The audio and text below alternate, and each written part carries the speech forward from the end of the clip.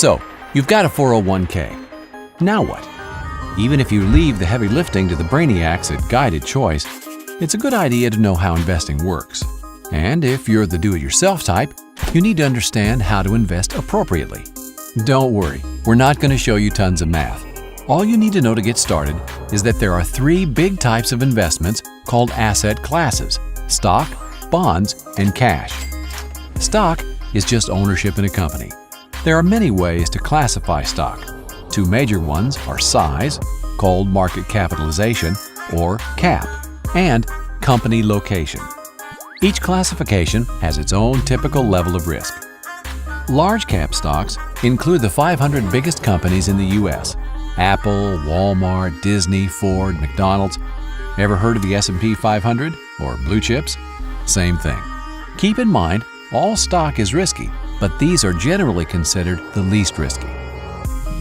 Mid-cap stocks include roughly the next 400 companies by size, smaller but still fairly well established. They're considered riskier than large cap. Following large cap and mid cap, take the next 2,000 companies and you've got small cap stock. While they have potential for greater growth, they also have the greatest risk. Then there's international stock, ownership in companies located in developed nations outside the U.S., like BMW in Germany and Sony in Japan. They carry about the same level of risk as U.S.-based large-cap stocks. The highest level of risk is found with emerging market stock. This is stock in companies located in developing nations like India, Mexico, and Russia. There are 2 ways to make or lose money in the stock market.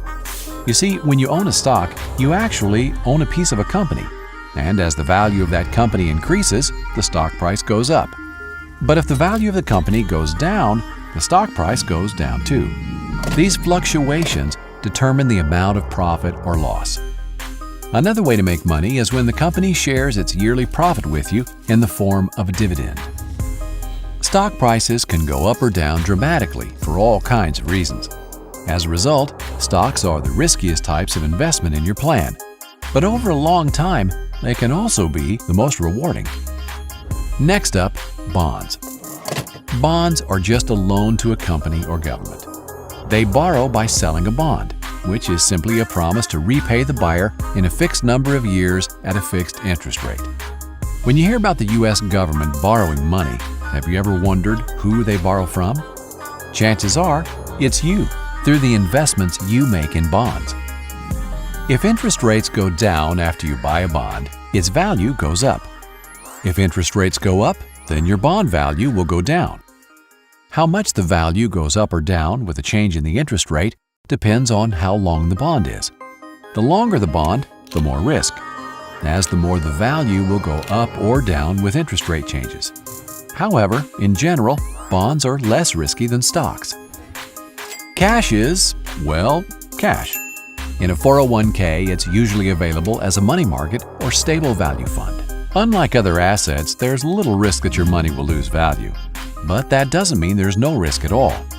If you hold too much cash, you are at risk that inflation will leave your money worth less compared to everything else. For example, in 1950, a nickel would buy you a Coke. But if you saved that nickel until today, you wouldn't have enough to buy that same Coke. Cash loses value over time. Most people with 401k plans invest in mutual funds. These hold many different individual stocks or bonds chosen by professionals for a given level of risk and potential reward. So, how do you choose the right mix for your specific needs? You may be surprised to hear that according to the majority of corporate pension plans in the world, there really is a single best way. It's called modern portfolio theory. The details are a lot of math, but understanding what's behind all the numbers is remarkably simple. In fact, you've probably already heard of it.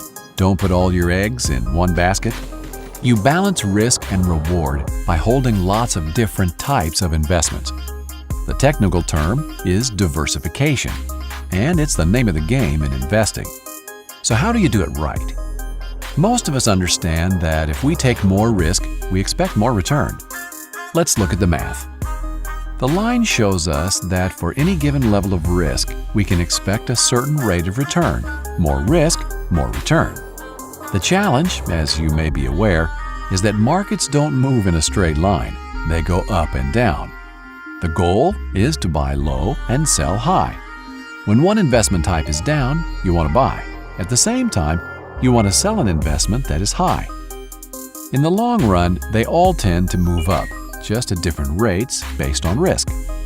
Remember, this is your retirement savings, so to invest well, you need to diversify. The goal of diversification is what modern portfolio theory is all about, getting an optimal rate of return for the risk in the long run. To do that, you want to invest on what is known as the efficient frontier. The details of drawing the curve are just a lot of math. You could spend the spare hours of your days creating the efficient frontier on a very large spreadsheet, or you can let experts do it for you. In fact, the answers are already right where you want them, online, and probably already in your 401k plan.